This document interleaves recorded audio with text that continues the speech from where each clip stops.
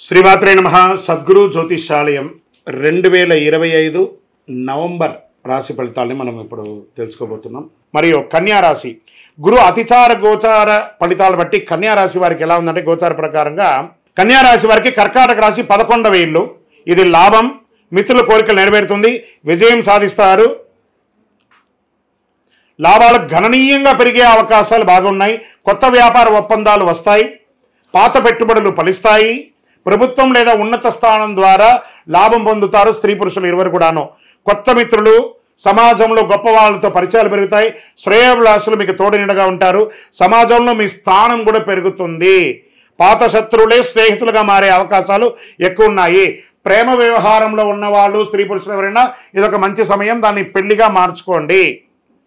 కొత్త సృజనాత్మకమైనటువంటి ఆలోచనతో మీ వ్యాపారాన్ని నెక్స్ట్ లెవెల్కి తీసుకెళ్లే అవకాశాలు బాగా ఉన్నాయి. దంపతుల మధ్య సఖ్యత పెరుగుతుంది. వివాహ యోగం లేని వారు ఎన్నో రోజులుగా వివాహం కాకుండా ఉందండి మాకున్న వాళ్ళకందరికీ వివాహ యోగం మొదలైంది.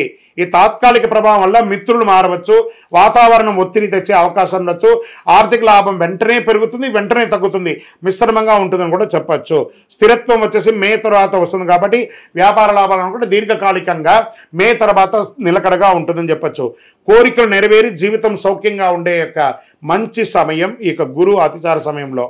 వృత్తిలో గౌరవం పెరుగుతుంది, మీ యొక్క ఇంక్రిమెంట్స్ రావడం, ప్రమోషన్స్ రావడము, లేదా మీరు చేస్తున్న వృత్తిలో మీకు అవార్డ్స్ అంతా కూడా రావడం కూడా వచ్చే అవకాశాలు ఉన్నాయి. మరి పరిహారాలు ఏమైనా ఉన్నాయంటే ఓం బృహస్పతయే నమః అని 108 సార్లు చెప్పండి. గురవే సర్వలోకానాం మంత్రాన్ని ఎప్పుడు కూడా పఠనం చేయండి, చాలా మంచిది. గోవులకు, పక్షులకు అన్నిటికీ కూడా విత్తనాలు వేయండి, గోవులకి ఆకుకూరలు అన్నీ కూడా ఇవ్వండి.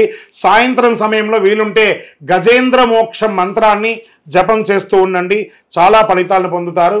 నవంబర్ 2025 నెల కన్యా రాశి వారికి గోచార గ్రహస్థితి పరంగా ఎలా ఉన్నాయని చెప్పి చూసుకుంటే, సూర్య భగవానుడు 3-4 ఇంట్లోనూ, చంద్ర భగవానుడు 2.5 రోజులు మారుతూ ఉంటారు. కుజుడు 11వ ఇంట్లోను, బుధుడు 3వ ఇంట్లోను, బృహస్పతి 9వ ఇంట్లోను, శుక్రుడు 1 మరియు 2వ ఇంట్లోను, శని భగవానుడు 6వ ఇంట్లోను, రాహు 7వ ఇంట్లోను, కేతు స్వరాశి 1వ ఇంట్లోనూ ఉన్నారన్నమాట. ఈ నెలంతా కూడా మీకు ఎలా ఉంటుంది అని అంటే, జ్ఞానం, ధైర్యం, ఆర్థిక స్థిరత్వం, దైవ ఆశీర్వాదం ఇవన్నీ కూడా నవంబర్ నెలలో వచ్చే అవకాశాలు బాగా ఉన్నాయి. ధనవృద్ధి, గౌరవం పెరుగుతుంది, సమాజంలో గొప్ప వాళ్ళ యొక్క పరిచయాలు పెరుగుతుంది, లాభదాయకమైనటువంటి పరిణామాలు వస్తాయి, మంచి స్నేహితులు మద్దతు లభిస్తుంది, పుణ్యకాలం, పుణ్యతీర్థ ప్రయాణాలన్నీ పెరిగే అవకాశాలు ఉన్నాయి.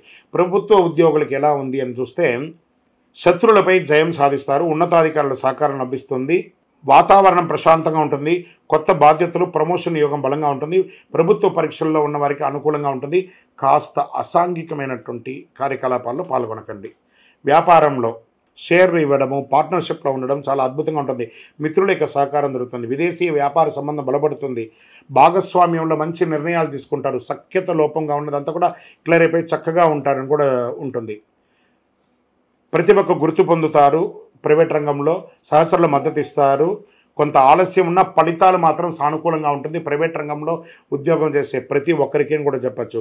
రాజకీయ నాయకులకి, ప్రజాప్రతినిధులకి మీ ప్రజా మద్దతు పెరుగుతుంది, కొత్త బాధ్యతలు పెరుగుతుంది, ప్రజా వేదికలపై ప్రసంగం, ప్రజాదరణ పొందుతారు. మీ మాటలో మితత్వం అవసరం. మనం స్టేజ్ మీద ఉన్నాం కదా అని చెప్పేసి అతిగా మాట్లాడి ఇబ్బంది పడకుండా ఉంటే చాలు. ఇక ఇంటర్నేషనల్ లెవెల్గా ఐటీ టెక్నాలజీ రంగంలో ఉన్న వారికి కొత్త ప్రాజెక్టులు, సాంకేతిక పెరుగుదలలు, వీసా, ట్రావెల్ కన్సల్టెన్సీ అవకాశాలు బాగా పెరుగుతున్నాయి. విదేశీయానం ఏదైనా మీకు వీసా సంబంధించిన సమస్యలు అవి కూడా తొలగిపోయే అవకాశాలు బాగా కనబడుతున్నాయి. రైతులకి మిశ్రమమైనటువంటి ఫలితాలను కూడా చెప్పచ్చు. పరిశ్రమలో ఉన్నవారికి కొత్త ఒప్పందాలు, ప్రభుత్వ సబ్సిడీలు పొందే అవకాశాలు బాగా ఉన్నాయి. రియల్ ఎస్టేట్ వారికి మిశ్రమ ఫలితాలని చెప్పచ్చు. షేర్ మార్కెట్ కూడా స్పెక్యులేషన్లో మిశ్రమంగానే ఉందని చెప్పచ్చు. 20 తర్వాత, నవంబర్ 20 తర్వాత కాస్త అనుకూలమయ్యే అవకాశాలున్నాయి. ఆరోగ్యం పట్ల మాత్రం జాగ్రత్తగా ఉండాలి.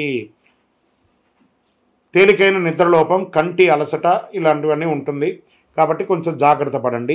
ఈ నెల మీకు అదృష్టం కలిగించే సూచనలో రంగు వచ్చి ఆకుపచ్చ మరియు నీలం రంగు చాలా కలిసి వస్తుంది. 5 అనే ఒక సంఖ్య మీకు లక్కీ నెంబర్ అని కూడా చెప్పచ్చు. ఉత్తర దిక్కు మరియు తూర్పు దిక్కు ప్రయాణాలు మీకు చాలా అనుకూలాన్ని ఇస్తుందని కూడా చెప్పచ్చు.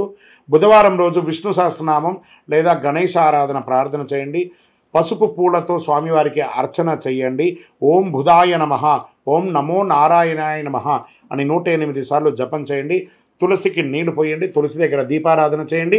మీ వయస్సు ఎంత ఉందో అన్ని సంఖ్యతో మట్టి ప్రమిదలో నువ్వుల నూనె వేసి మీ యొక్క దేవాలయం, ఇష్టదైవం, కులదైవం దగ్గరపై దీపం వెలిగించండి. ఇంకను మీ యొక్క వ్యక్తిగత జాతకం తెలుసుకోవాలనుకున్న వాళ్ళు మీ యొక్క పేరు, మీ యొక్క డేట్ ఆఫ్ బర్త్, మీ యొక్క time of birth, me place of birth మా 9000077149కి వాట్సాప్ చేయండి. మేము మీకు సమాధానం చెప్తాం. రకరకాలైన ఛానల్స్, రకరకాలైనటువంటి మాటలు అన్నీ వింటూ ఉంటే దేనిని వినాలి, ఏది చేయాలి అనేది ఒక క్వశ్చన్స్లోని అందరూ చూస్తుంటారు. గోచార గ్రహస్థితులు అన్నింటినీ దృష్టిలో పెట్టుకొని ప్రతి ఒక్క వ్యక్తి యొక్క స్త్రీ పురుషులు అందరినీ దృష్టిలో పెట్టుకొని చెప్పడం జరుగుతుంది. ఈ యొక్క జాతకం అనేది ఈ గోచార గ్రహస్థితి ద్వారా మీ వ్యక్తిగత జీవితానికి ఒక 30 నుంచి 40% మాత్రమే వర్తిస్తుంది. మీ యొక్క వ్యక్తిగత జాతకం తెలుసుకున్నప్పుడు మాత్రమే సంపూర్ణ ఫలితం అనేది వస్తుంది. మళ్ళీ చెప్తున్నాను, జాతకం అనేది పడుతున్న వర్షానికి ఒక గొడుగు మాత్రమే, కానీ జాతకం జీవితం కాదు. నేను ప్రతిసారి చెప్తూ ఉంటాను, మీరు మిమ్మల్ని నమ్మండి, మీ ఇష్టదైవాన్ని ప్రార్థన చేయండి, జాతకాన్ని ఒక అడిషనల్గా నిత్య జీవితంలో ఒక పార్ట్గా పెట్టుకోండి, కానీ జాతకమే జీవితం కాదు.